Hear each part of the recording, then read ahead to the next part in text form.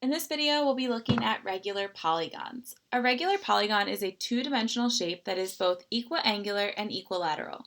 Equiangular means that all of the angles are congruent, and equilateral means that all of the sides are congruent.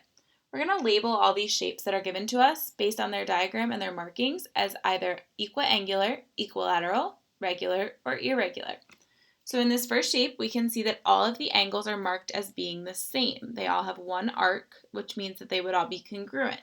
So this is an equiangular shape. All of the angles are congruent. Now when we look at all the sides, none of our sides are marked with tick marks, which means none of our sides are congruent. So we can't call this an equilateral shape.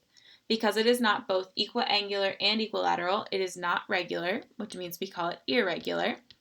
And we classify it by its sides. There are 1, 2, 3, 4, 5, 6, 7, 8 sides here, meaning this is an irregular octagon. You can pause the video and try the rest. Next up, we can see that none of our angles are, or not all five of our angles are congruent. We have two angles that match on the bottom and two angles that match on the top that are congruent. And we have two congruent sides, but not all of these sides are equiangular or equilateral. So this is definitely irregular. And then we count how many sides there are, and we can see that there are 5 exterior sides here. So it is an irregular pentagon. Next up, we see that there are 5 angles that are marked with the same angle measure. So we could say this is an equiangular shape.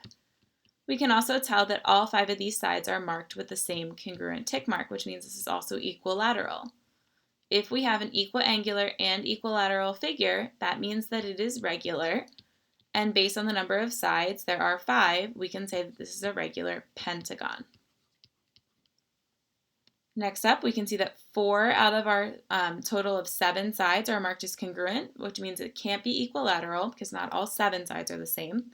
None of our angles are marked the same, so this is not equiangular. So this is an irregular 7-sided figure, which is called a heptagon. So it's an irregular heptagon.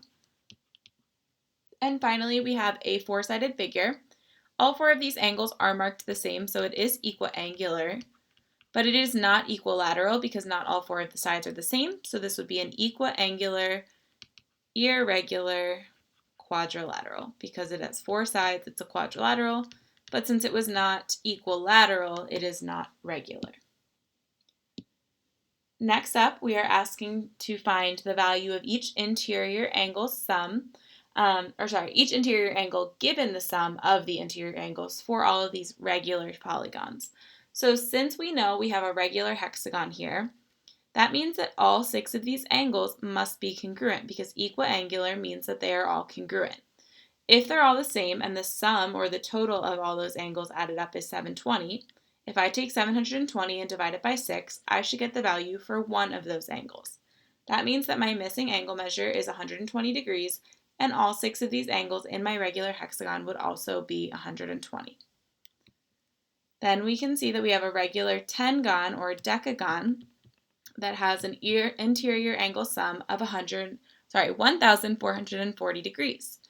If one of those angles is n, but we know that they're all the same measure because this needs to be equiangular, then what we can do is take the sum of 1,440, divide it by 10, and we get a total of 144 for our n value. That means that each angle inside a regular decagon would be worth 144 degrees.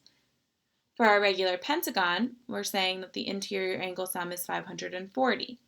We'll define the sum of 540, or to figure out which one is worth how much, we would take that sum and divide it by the number of sides to say that n is worth 108 degrees. If they all have to be equiangular, they all must be the same, and therefore 108 times 5 would get us back to that sum that we were told.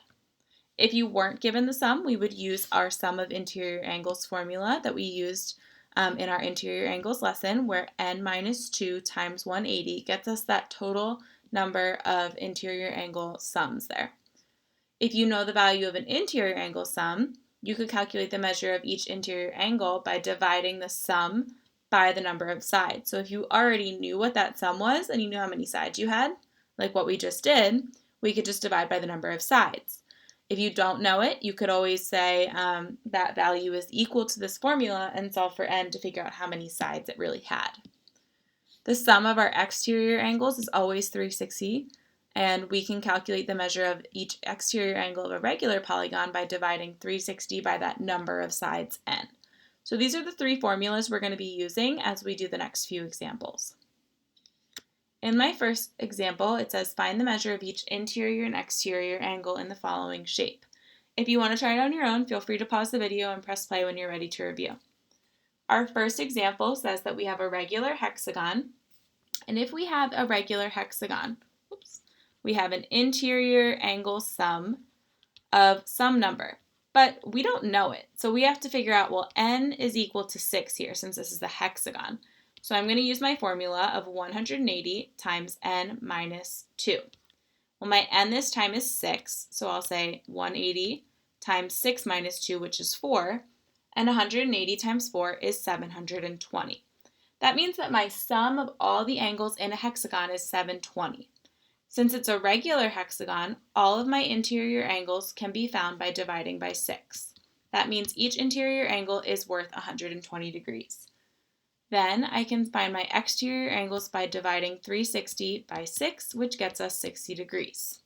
Every time you have a polygon, all the exterior angles sum to 360. For my regular octagon, I'm going to repeat the same process. My interior angle sum can be found by saying, well, n is 8, so 180 times 8 minus 2 will get me my sum. Well, that's 180 times 6, which is a total of 1,080.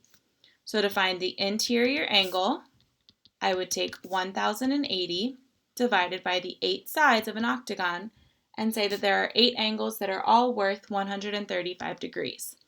My exterior angles comes from taking that total of 360 and dividing by 8, which leaves me with 45 degrees. Next up, I'm asked to classify the regular polygon given the measure of each exterior angle. So my exterior angle equals 20 degrees here. Well, the exterior angle of all polygons, the sum of that will always be 360. And we can figure out that if you have 360 divided by some number, it would equal each exterior angle if it's regular.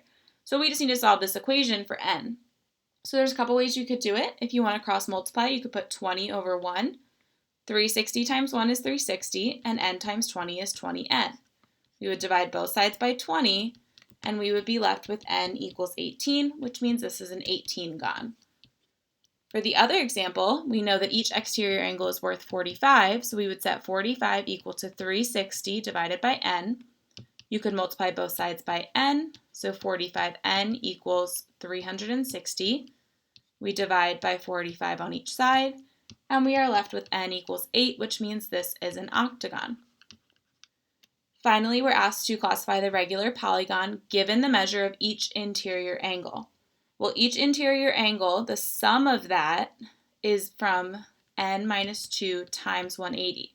To figure out a regular polygon's interior angle, we would divide it by the number of sides. And since we know that each interior angle of some regular polygon, in this case, is 135, we can set that equation equal to, or that expression equal to 135 because we know each of them is going to be worth that. And we'll just solve for n. So I'm going to multiply both sides by n, which eliminates my fraction. I'm left with n minus 2 times 180. And I can rewrite this now using the distributive property and say 180 times n is 180n, and 180 times negative 2 is negative 360.